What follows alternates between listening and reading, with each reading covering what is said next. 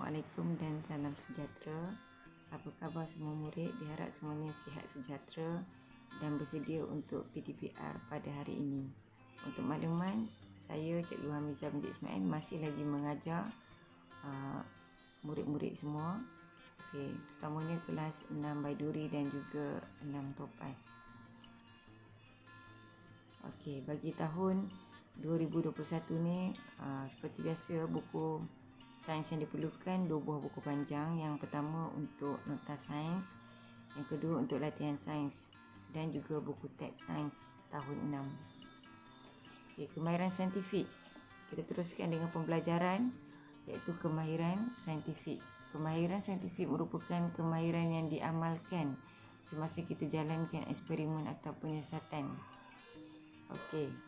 Kemahiran saintifik ni terdiri daripada 2, iaitu kemahiran proses sains dan kemahiran manipulatif. Untuk kemahiran proses sains ni kita ada 12. Jadi ada 7 kemahiran proses sains asas dan 5 lagi yang bersepadu.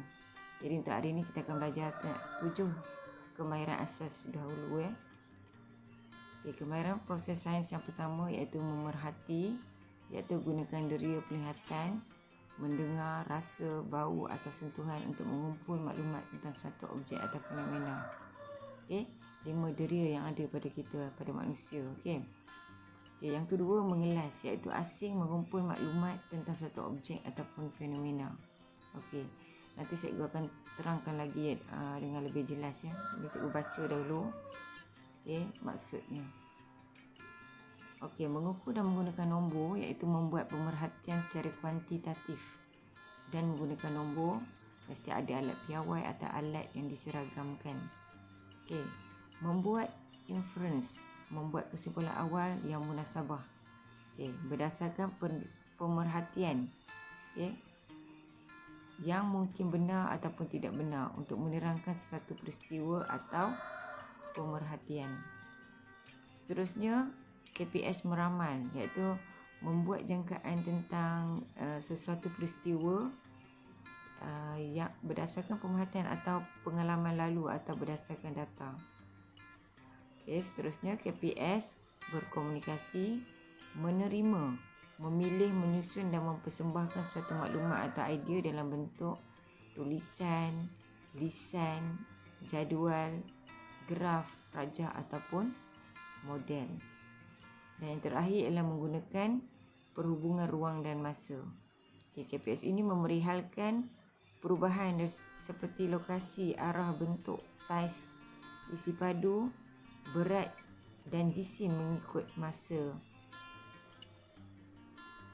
Ini 5 kemahiran proses sains bersepadu yang kita akan belajar pada masa yang akan datang. 5 kemahiran tersebut ialah mentafsir data, mendefinisi secara operasi, mengawal pemboleh ubah, membuat hipotesis dan mengeksperimen. Kita terus kepada pemerhatian. 5 deria yang terlibat iaitu penglihatan, pertuturan, sentuhan, menghidu dan rasa. Murid boleh tengok ini gambar adalah gambar durian. Buah durian ya. Kita boleh perhatikan di sini kulit warna hijau, isinya kuning. Rasa, macam mana dengan rasa? Kita gunakan lidah, rasa yang manis. Berbau. Durian ni ada bau. Bagi yang penggemar durian, dia akan rasa akan katakan baunya wangi. Mana yang kata tak suka ataupun tak gemarkan durian, mungkin dia akan katakan durian ni baunya busuk ke apa kan. Yang ini menggunakan deria hidung. Kita gunakan hidung untuk menghidung. Sebenarnya durian ni dia tiada bunyi. Satu lagi tentang sentuhan. Macam mana sentuhan? Kita akan dapat rasakan bila kita sentuh guna kulit, guna tangan kita. Kita akan dapat rasakan yang kulit durian ni rasanya keras. Sebab dia ada duri kan. Bagaimana dengan isi dia, mungkin kita boleh sentuh guna tangan. Isinya lembut. Seterusnya, tentang pemerhatian tadi, ada petunjuk untuk memerhati ni. Yang tadi cikgu dah sebutkan, gunakan 5 deria. Kita kenal pasti ciri, kualiti suatu konsep, mengenal ciri-ciri yang ganjil, yang mempunyai kelainan, memerihal perbezaan dan persamaan yang dikesan, memperihalkan perubahan yang berlaku, mengenal pasti tertib kejadian yang berlaku. Kita gunakan alat untuk bantu deria membuat kajian yang lebih terperinci. Baik, mengelas. Mengelas ni kalau kita lihat di sini ada 4 gambar ya, iaitu bagaimana kita nak asingkan objek mengikut kumpulan atau kategori. Kalau di sini cikgu asingkan kepada kumpulan melahirkan anak dan bertelur. Okay, kucing dan rusa berada dalam kumpulan melahirkan anak, manakala ayam dan itik dalam kumpulan bertelur. Okay, petunjuk untuk mengelas ni kita mesti kenal pasti ciri umum kumpulan tu. Okay, beri nama kumpulan item. Macam ni cikgu namakan dia. Melahirkan anak, bertelur. Okay, kenal pasti ciri lain. Okay, kemudian kita masukkan item tu dalam kumpulan-kumpulan kecil dan seterusnya kita selesaikan semua item yang ada supaya dia berada dalam satu kumpulan. Okey. Yang ketiga, kita membuat inference. Membuat inference ni membuat kesimpulan awal. Di sini cikgu bagi gambar iaitu mengapa tumbuhan tersebut layu. Okey, kita kena buatlah inference tumbuhan layu kerana tidak mendapat air yang mencukupi, ataupun kita tumbuhan tersebut layu kerana tidak mendapat cahaya matahari. Okey, mungkin ada lagi inference lain yang menunjukkan sebab. Okey. Ada perkataan kerana kerana. Ini menunjukkan kita membuat inference lah. Okey. Untuk inference ni ada petunjuk juga. Yang pertama, kita gunakan maklumat daripada pemerhatian. Okay, biasa dalam soalan peperiksaan ke apa kan, cikgu akan bagi gambar dan awak perlu buat inference berdasarkan gambar tersebut. Okay, boleh buat pelbagai tafsiran, mengenal had-had inference. Okay, kita tak boleh buat inference yang melebihi daripada had dia. Menggunakan inference untuk menentukan pemerhatian tambahan. Okay, seterusnya mengukur menggunakan nombor. Okey, menggunakan alat piawai untuk mengukur. Kalau di sini kita gunakan jam untuk ukur masa. Masa menunjukkan jam 4 petang. Kalau zaman dulu dia tak ada jam, dia gunakan jam matahari, jam pasir kan. Okay, kalau kita lihat, kalau murid-murid perasan di awal pembelajaran kita masuk tahun lepas, selepas PKP, termometer digunakan untuk menyukat suhu murid. Kita nak tahu suhu murid pada hari ini berapa darjah Celsius kan. Okey. Untuk petunjuk bagi mengukur menggunakan nombor ni, sesuatu yang boleh kita kira dan banding bilangan item dalam kumpulan yang berlainan. Kita boleh gunakan nombor untuk rekod fenomena, bandingkan objek guna nombor. Tapi yang pasti mesti gunakan alat yang betul lah. Alat yang betul, catat bacaan dengan tepat dan unit yang betul. Okey, boleh juga mengenal pola-pola dalam jadual yang bernombor. Seterusnya meramal. Okey, meramal ni menjangka sesuatu yang akan berlaku berdasarkan peristiwa. Contoh di sini cikgu bagi gambar, ada rumah, kita tengok langit awan awan pun gelap. Okey, cuaca mendung pada hari ini, kemungkinan hujan akan turun. Ni contoh ramalan membuat ramalan. Okey, daripada meramal ni petunjuknya kita mesti gunakan data yang lepas untuk menjangka apa yang akan berlaku.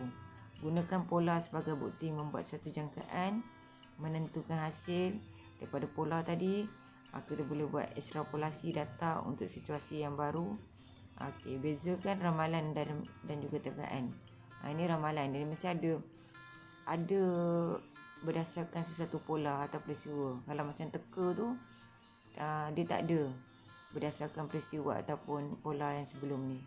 Teka, contoh kalau cikgu letak gula-gula dalam satu balang, awak teka berapa bilangan, itu dia tidak berdasarkan sebarang peristiwa ke apa kan. Okey, seterusnya berkomunikasi.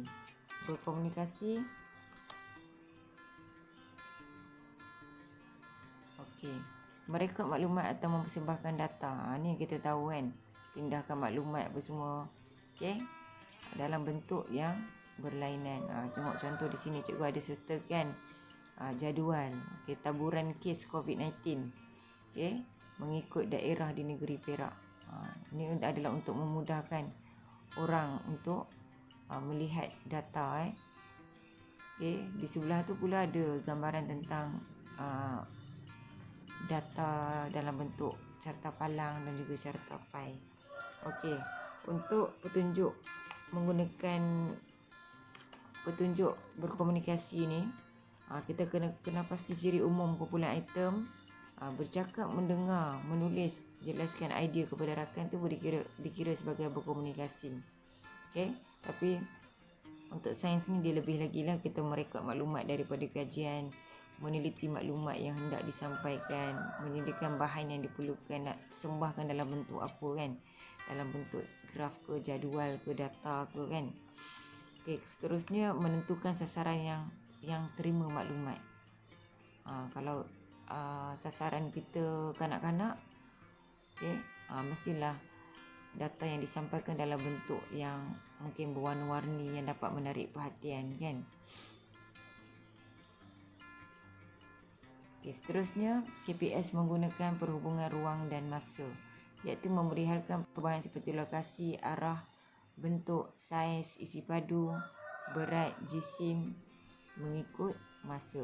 Lihat gambar tersebut, gambar coklat. Nampak sedap coklatnya kan. Okey, contoh, coklat mencair apabila diletakkan di suhu bilik. Suhu yang tinggi mempercepatkan masa untuk coklat mencair. Kita juga boleh tambah di sini, bila ada kehadiran haba juga boleh mempercepatkan masa untuk coklat mencair. Baik, petunjuk bagi penghubungan ruang dan masa, kita perlu menyusun peristiwa mengikut kronologi. Sesuatu perhubungan dan ruang masa dia melibatkan kronologi, macam mana pada awal, macam mana sebelum, macam mana selepas, ada pemerhatian di situ. Menentukan perubahan yang berlaku, sama ada dalam bentuk perubahan bentuk dan dalam bentuk yang berbeza. Macam ni di luar, kita letak coklat di luar dan apa yang dia akan berlaku. Kalau kita letak dalam peti sejuk, mungkin dia akan keras. Dalam bentuk pepejal. Bila kita letak di luar, lama-lama dia bertukar menjadi bentuk cecair kan. Menyatakan perhubungan antara masa dan jarak objek yang bergerak. Ni akan kita belajar nanti dalam tajuk kelajuan tahun 6. Okey, itu saja. Sekian, terima kasih. Cikgu harap murid-murid faham. Okey, jumpa lagi dalam sesi PDPI yang akan datang. Baik.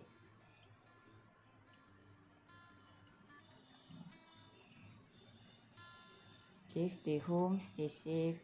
Okey, nanti cikgu akan bagi lembaran kerja ataupun live worksheet. Murid-murid boleh cuba buat ya. Okey, jumpa lagi. Assalamualaikum.